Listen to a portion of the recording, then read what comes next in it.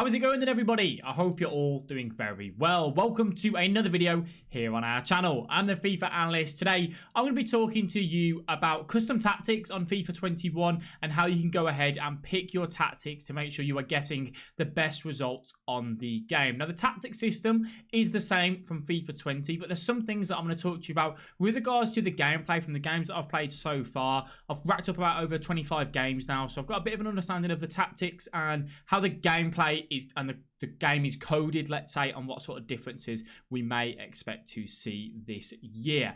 If obviously you didn't play FIFA 20, this will all be new to you, so I'm going to treat the video as that. If you have played FIFA 20, this will probably just be a bit of a recap for you more than anything. So this is the Road to Glory team that we've got. We're just using a bog standard normal gold squad really at the minute. We're going through division rivals and all that sort of stuff. We've obviously got the 2 accounts that we've been playing a lot of these games on. Now, for me with custom tactics, what I'd recommend first of all is for you to pick the formation that you think you want to use. That might be a 4-3-3, a 4-4-2, a 4-2-3-1, 3-5-2, whatever it is that you want to use, pick it. That's fine. Give it a go. When you go to your tactics, leave everything balanced. It will originally look like this: 5-5-5, balanced, and the instructions are going to be balanced. Why is this?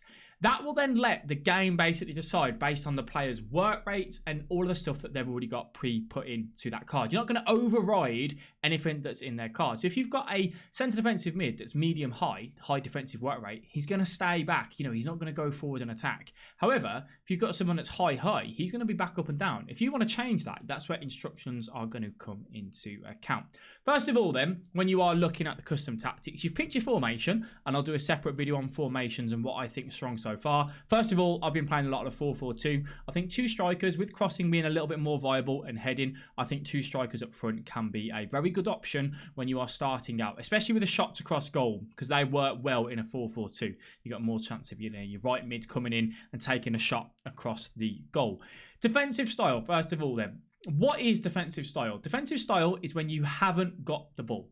When you haven't got the ball, what is it that you want your team to do? Do you want them to sit back? Do you want them to press? Do you want them to have a neutral approach to the game? How is it that you want your team to lay up when you haven't got the ball?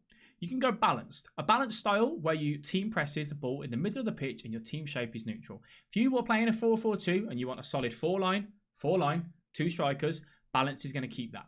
You're not going to have your right mid running across to the middle of the pitch to try and intercept. He's going to stay where he is. Your centre mid's going to stay in the centre mid and your centre back's going to stay in centre back. That is defensive style in a nutshell for balanced. Pressure on heavy touch. Used a lot last year for a lot of people with the pressure on heavy touch and pressure on possession loss. Both very similar, but a little bit of differences. Pressure on heavy touch means that your team presses their shape until the opportunity, your team preserves their shape until the opportunity to pressure appears. Pressure when the opposition takes a heavy touch. It's a loose ball or controlling a difficult pass. The left back plays a dinked through ball to their centre back. The centre back's not got great ball control. He's probably going to take a heavy touch. This is where pressure on heavy touch will be good, because your strikers and your centre mids will naturally press and try and get the ball back without you doing it. The AI will do that for you. That's how pressure on heavy touch works. There's a loose ball, a 50-50 in the middle. Your centre mid goes and presses while you're covering with the right mid. Whatever it is, that's how it works. Press after possession loss. A little bit different here. This one means that when you lose the ball, for the next 7 seconds, your whole team is going to press the ball. What they're going to press and cover the passing lanes. The ball's with their right back, the right mid's the next pass, your left mid's going to go and try and press the ball holder, and your left back might step up to put the pressure on the right mid. It's very good and very effective. However, if you're new to the game or don't feel too confident, this is probably going to be quite risky for you. I wouldn't recommend it. It's just a little bit too full force. When you use these sort of tactics, it does drain stamina a little bit more. So bear that in mind if your starter goal squad has got really low stamina, because by the end of the game, they're going to be very, very tired. If you are enjoying seeing my lovely face, please do give the video a like. You can subscribe. We do upload twice a day. We'd also stream over on Twitch, a link in the description for that. And then we do also have a Discord server for you to come have a chat with other FIFA players, get to know each other and get better at FIFA. Now let's get back to the video. Constant pressure. This is something you should only ever really use when you are losing a game and it's 2-1 in the 80th minute. You need to get a goal back. You need to score. Constant pressure basically means They are going to press like there's no tomorrow. Every man is going to be up. The centre-backs, everyone's going to press when the ball's there to be won and everything. It drains stamina terribly. It's the same as team pressing game, down and left on the D-pad. So I wouldn't recommend using this as a go-to in your start of the game. But when you're later on in the game, you're definitely going to need it. Drop back. Drop back is something that a lot of people played last year. This is basically going to say, you can have the ball on the edge of my box. I'm not going to try and take the ball off you. I'm going to chill. I'm going to wait for you to mess up, and then I'll take the ball, and then I'll hit you on the counter-attack. Do I recommend it? Not at the minute this year. Reason being, it's very, very effective to take a shot from outside the box on a finesse shot. So if they've got, someone like KDB, Mahrez, anyone that can hit the ball from long range, they're going to have a lot of success with just shooting the ball outside. So you don't want to be sitting too deep. You don't want your defenders to be on the penalty spot and then your midfielders on the 18-yard box. You need to make sure that you've got that bit of a gap and put the pressure on to stop them from having that shot. If you're new, if you're trying to learn the game, I'd recommend going balance to start off with. That'll be the most effective for you.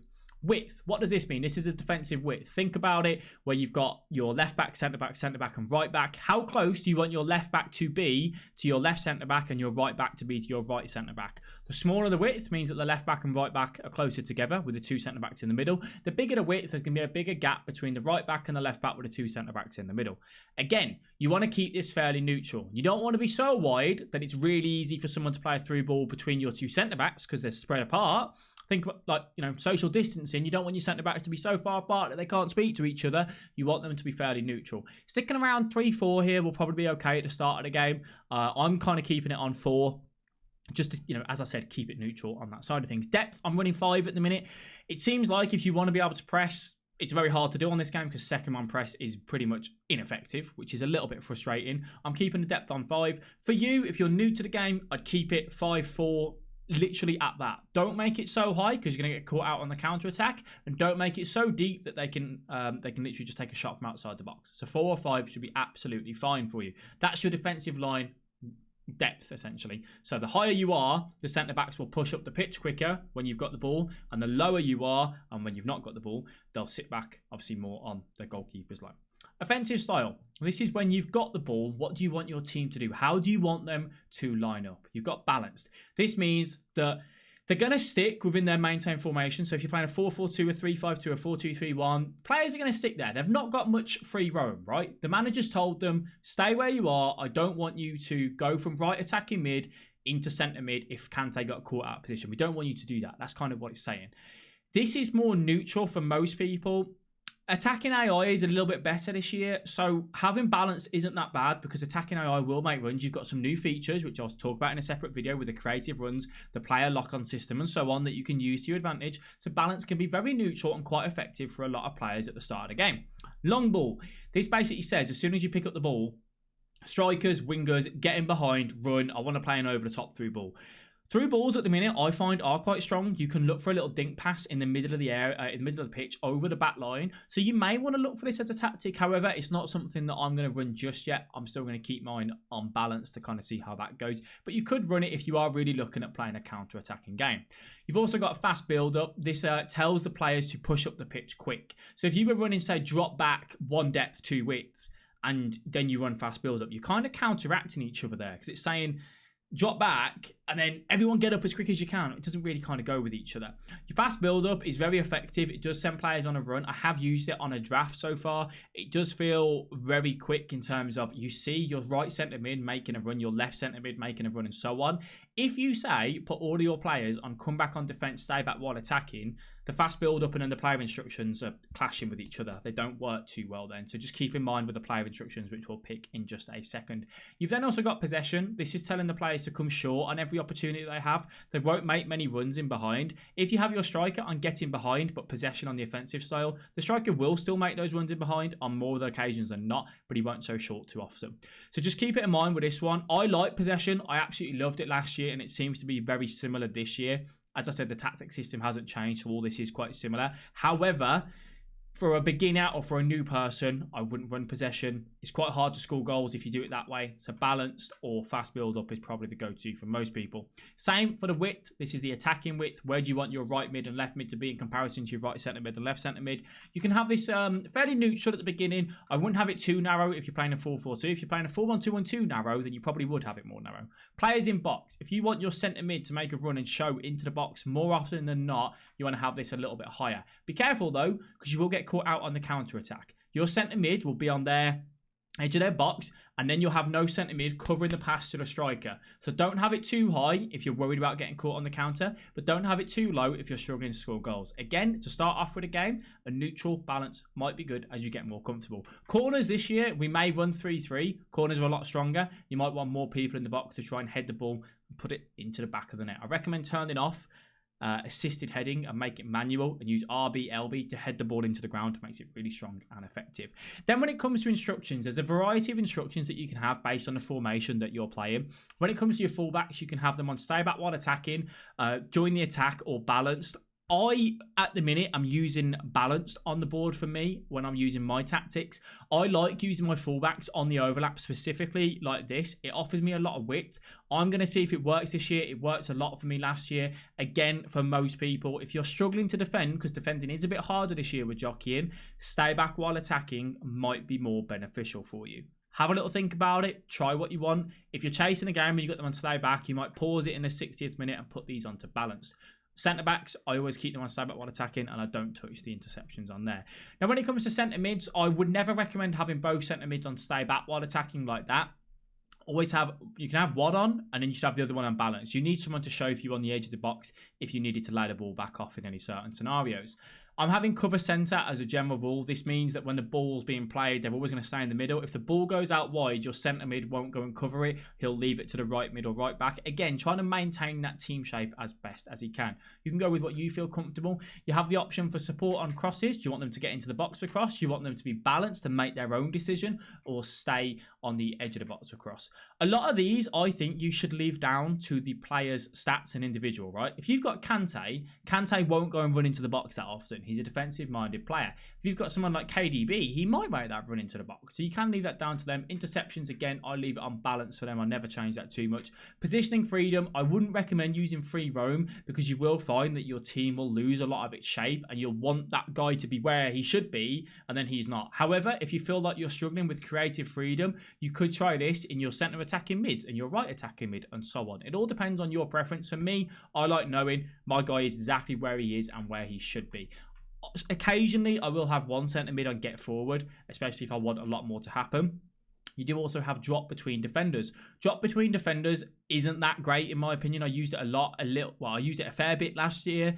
What it does is it tells one centre mid to go into the middle of the two centre backs and then spread the rest of the defensive wide, effectively creating a 3 at the back or a 5 at the back. For the start of the game, I wouldn't worry about that too much. You want to go with either one of those three. For the strikers, if you want one on getting behind, that's absolutely fine. That means he's going to make the running behind. I'd recommend, if you have two strikers, having one on balanced and one on getting behind.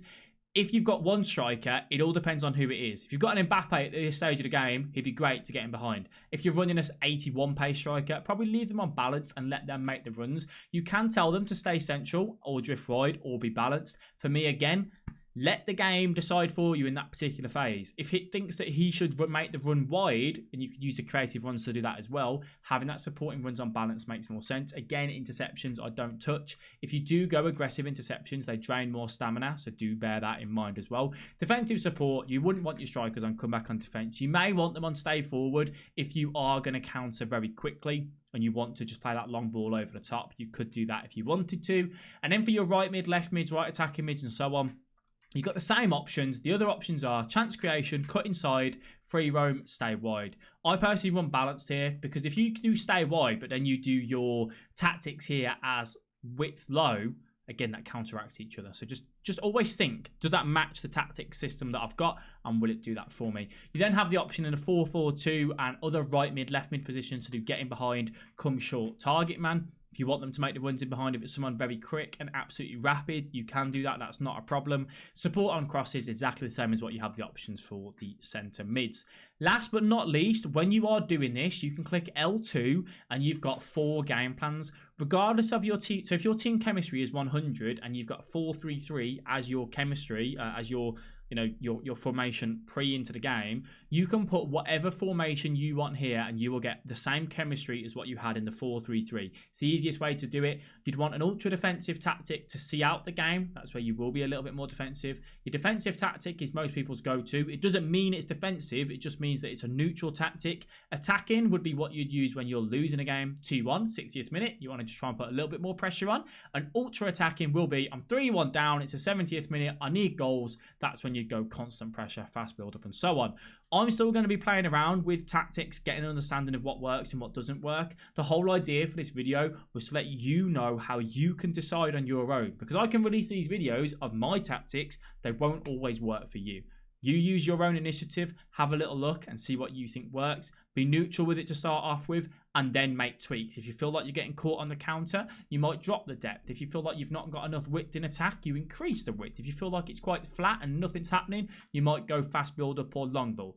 Make those decisions based off the advice in this video.